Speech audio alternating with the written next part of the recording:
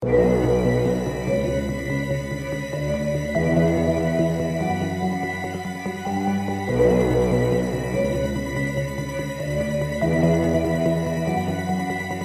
eu pego skate pra fazer um rolezinho, eu me sinto bem melhor. Com a minha família, os irmãozinhos, eu fico bem melhor. Mesmo escrevendo sozinho, eu me sinto só, tipo, me vejo ótimo como Kikitó. Pego skate pra fazer um rolezinho, eu me sinto bem melhor.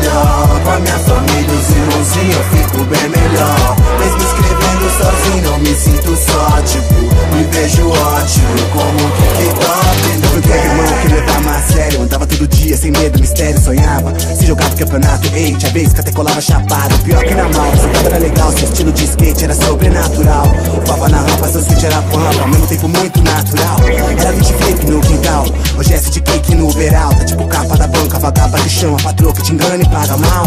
Sabe que no Brasil é bem normal, cê trampa de graça sem R$1. E nessa caçada cê mosca, te arrasta, ficou tipo prato principal. Mas pouco acredita, se vê, identifica, percebe em detalhes, a vida motiva. Tipo tem slide de ouro, tipo chama a mina pra chegar pro show bom. Tipo aquela rima de freak, pensou de curtir quando eu revi, me emocionou. Sabe que eu sou sério no que eu quero, conservo, espero o tempo do senso. Eu pego skate pra fazer um rolezinho, eu me sinto bem melhor. Com a minha família, os irmãozinhos, eu fico bem melhor. Mesmo escrevendo sozinho, eu me sinto só, tipo, me vejo ótimo como Kikitó. Pego skate pra fazer um rolezinho, eu me sinto bem melhor. Com a minha família, os irmãozinhos, eu fico bem melhor. Mesmo escrevendo sozinho, eu me sinto só, tipo, me vejo ótimo como Kikitó. Ele teve o caos diário, tipo atrás horário, uma dedicação, será pro trampo, salário. Ele ao contrário desse itinerário, esqueja a conclusão, viagem tempo, trabalho. Quando acreditar nesse barato, ninguém prova o contrário. Sei que sozinho se guiará, céu é o limite, meu aliado. E de repente se sente, skate pode voar. Te levar, tio, tipo te guiar, tio.